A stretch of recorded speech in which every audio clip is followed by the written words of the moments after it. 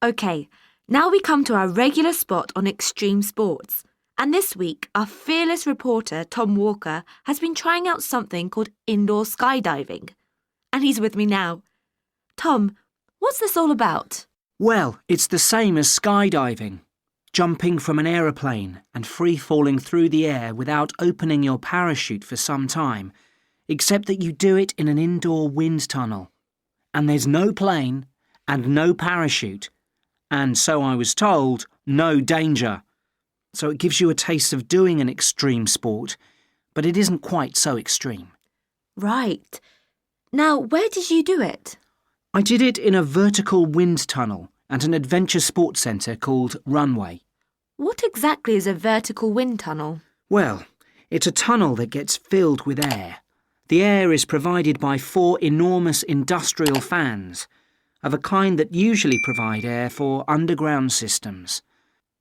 These fans produce a column of air that rushes through the tunnel from below at more than 160 kilometres per hour.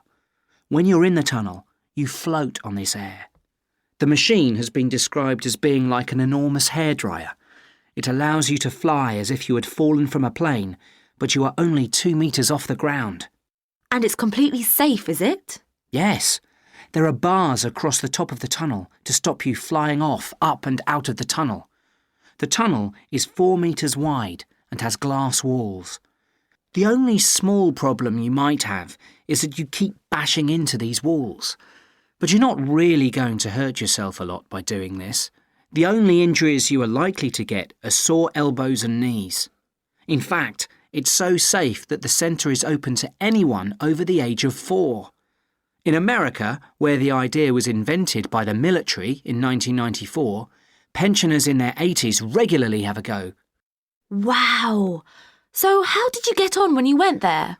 Well, when I got there, I watched the training instructors running through their routine. They were doing all sorts of moves in the tunnel, such as barrel rolls, something they call helicopters, spinning on their heads in mid-air, and backflips.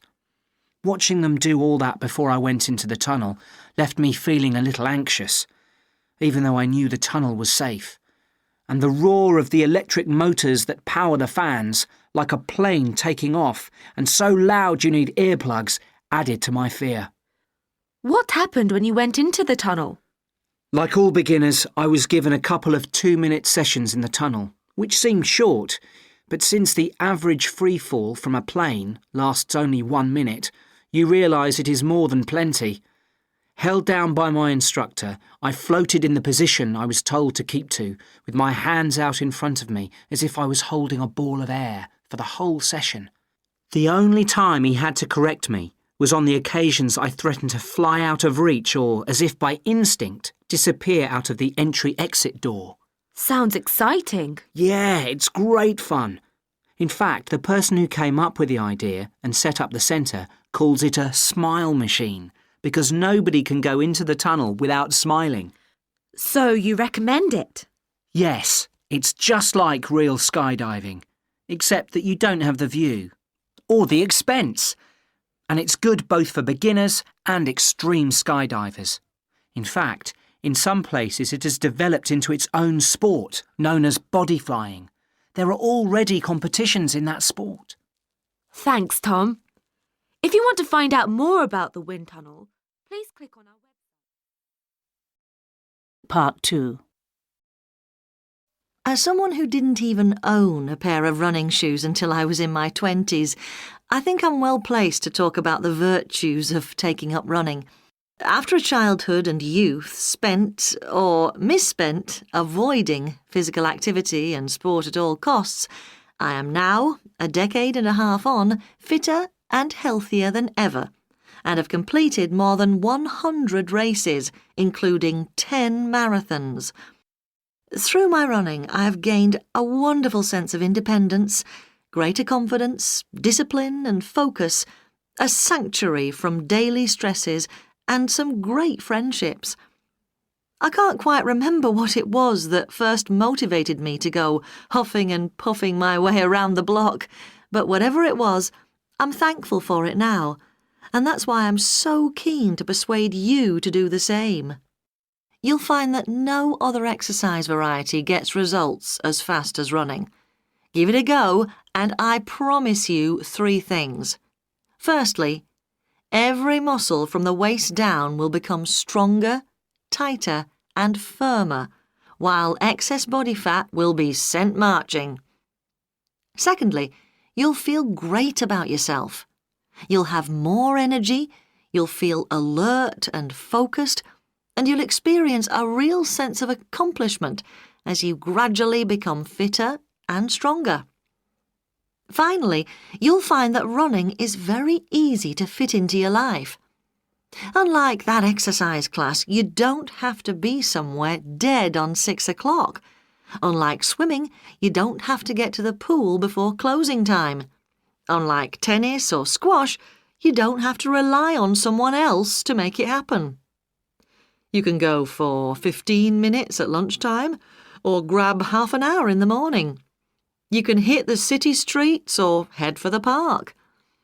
All in all, you can make running fit into your life without too much effort. And when you do, you'll be helping yourself not only to a healthier life, but a longer and happier one too. Is that a but I can hear? But I'm too old, overweight, embarrassed, etc. These are worries that people often reveal when they are faced with the prospect of taking up exercise. Well, I can't categorically say to each and every one of you, no, you're not.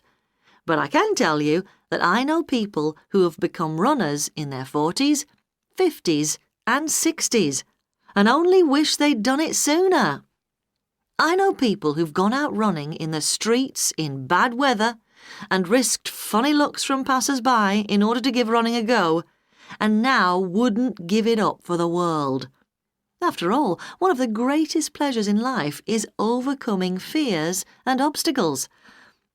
There is one warning, though.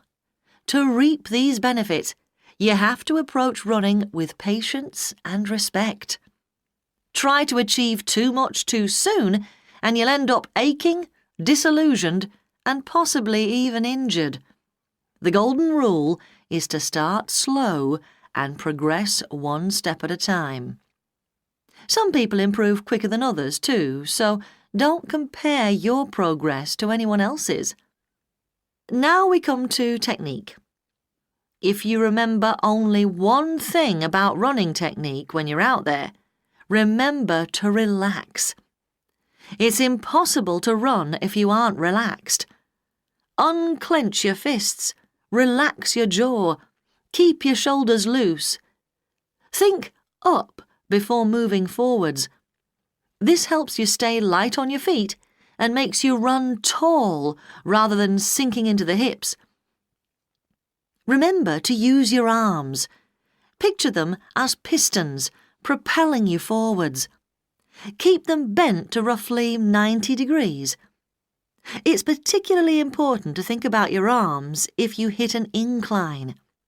Increasing the arm effort will help you get up the hill easier. And what about breathing? Always a good idea, I find. Despite all the weird and wonderful theories about breathing in through your nose and out through your mouth, or breathing in time with your footfall, I recommend just getting the oxygen in whatever way feels most comfortable to you. Now, I'm going to give you the details of the Get Running programme. This provides an 8-week schedule in which you will be out there in the park. Part 3. OK, now I understand that the park is involved in 1 or 2 projects at the moment. That's right.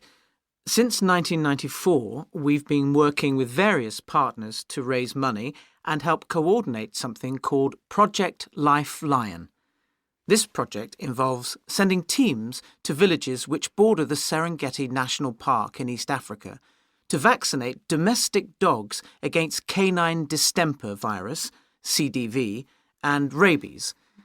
In 1994, over 1/3 of the Serengeti lions died as a result of CDV, which had passed from domestic dogs to the wild animal population.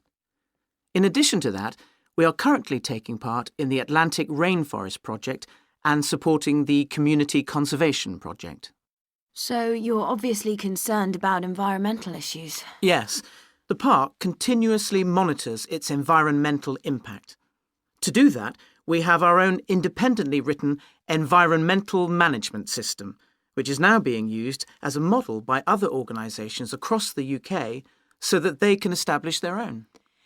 Now, apart from the day-to-day business of visitors to the park, you also put on events, don't you? Yes. The park is a venue for all manner of corporate events, such as product launches, team building, special events, barbecues. The list is endless. And we play host to many charity and fundraising events each year. For them, we are happy to help with discounted tickets and competition prizes. Now, tell me about the Centre for Television and Radio Training. I gather you're connected with that. Yes, it's our sister company. If you've always dreamed of being a radio presenter, we offer you the opportunity to take the first steps. The centre has a range of courses from a one-day experience to a 5-day full-time course, which leads to your own 2-hour show on our own station, Paradise FM. The courses take place at our studio complex. Wow, that sounds great. Now, back to animals, which is, after all, what the park is really all about. One thing that I see you run is something called Adopt an Animal. Tell me about that. Yes, adopting an animal is a great way to mark a special occasion for yourself or for a friend or loved one. All our animals are available for adoption. And to ensure that they're all affordable, whatever their size, adoptions are available in shared units of £50 and last for 12 months. If you adopt an animal, you receive a certificate, a photograph of and information about your chosen animal, and a complimentary ticket for 2 people to the park. Now, talking of tickets, people can get season tickets for the park, can't they? That's right. Our season tickets are very popular and extremely good value for money. If you visit us more than 5 times during the year, you will be saving money. Season tickets are valid for 12 months and allow unlimited access to the park, and we can even take people's passport-size photographs for them for the season ticket, free of charge. But are you open all year? Yes, we're open 365 days a year. With our heated indoor play area, there is still lots of fun to be had, even when the weather is a bit chilly. Now, people can also take part in what you call experience days, can't they? Yes, the experience days are great to give to someone who is 12 or over as a gift. One of them is called Feed the Big Cats and gives people the opportunity to hand-feed the big cats for half an hour. Another is called Walk with Our Wolves, during which people take a walk in the woods with these impressive animals. And the other is called Shadow a Keeper and gives people a chance to become an animal keeper for a full day. Finally, if I wanted to work in the park, what chance would I have? Pretty good right now. We have a number of jobs available for enthusiastic people who are interested in customer service work, and we employ people from the ages of 16 to 60. And we also welcome applications from adults seeking voluntary work. Oh, I might apply. Thanks for talking to me today. You're welcome. Part 4. I'm talking to Jackie Gould, who's a very proud mother. Both of her daughters, Olivia, aged 12, and Alicia, 7, are currently appearing on the stage of the world-famous London Palladium Theatre in the musical The Sound of Music. Olivia and Alicia survived 6 auditions to be picked from 1,000 hopefuls for the group of 7 children playing the Von Trapp family in the show. So, how did it all come about? Well, until last year, the idea of them appearing at the London Palladium would have been unthinkable for our family. Things started to happen when Olivia auditioned for a production of the show Annie at the local theatre. She auditioned for the chorus and by chance got the leading role instead. That's a very big role, the leading one in Annie, isn't it? Yes. For Annie, Olivia had to learn more than 200 lines. She was on stage for most of the 2-hour show. It was a big script, and I decided that we'd do 10 pages a night. After memorising it, I gave her a random line. She would have to tell me what the next line was. She picked it all up even better than her homework. And she did well in the part, presumably. She was great in the part. Everyone was astonished by her performance, including us. She had always been very shy, and she suddenly came out of her shell. We found that she could really sing. A member of the stage management team for the show was taking over a local agency and asked her to sign up. So then she had an agent to represent her and try to get roles for her. OK, so what happened next? Well, Olivia was turned down for a part in the musical Mary Poppins. She reached the last 10 for the role of Jane Banks. She didn't get the part and was distraught. But she quickly picked herself up, and then we took both children to the Palladium auditions for The Sound of Music. What was that like? Well, we arrived for the auditions at 8:30 a.m. as instructed, only to find a huge crowd ahead of us. Eventually, more than 1,000 children turned up. They said at first that they could only see 230 kids.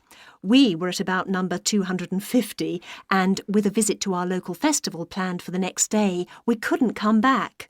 We begged them to see our daughters, and eventually they agreed. And it went well? Both girls sang Over the Rainbow for the producers, and a week later they were told they had passed the initial hurdle. Their first callback involved singing the harmonies for the title theme, as well as the song The Lonely Goatherd from the show. I helped them rehearse by playing the tunes on our old upright piano in our dining room. They really worked hard and decided that for all auditions they would wear what they felt were their lucky clothes. Alicia had on a skirt and top and some dolly shoes. Olivia wore 3/4 length trousers, a stripy t-shirt and dolly shoes. So they got through that audition? Yes, and for the next one they had to read some poetry, and eventually they got to the 6th and final one. It was all quite tense at the last audition. Alicia was already set to appear in a local show, so she was not openly worried, and Olivia joked that if she was rejected she could still sell programmes at the show. I impressed upon them that they need not worry if they were rejected, as much depended on whether their faces fitted or they were the right height. I told them it was all down to luck. But they passed, and now they're in the show. They must be thrilled. Yes, but it hasn't gone to their heads. I've told them both they're very lucky, and if all fails, life will go on as usual. They're both quite quiet, not show-offs, and they've got their feet firmly on the ground. Well, wish them good luck from me. I will. Thanks.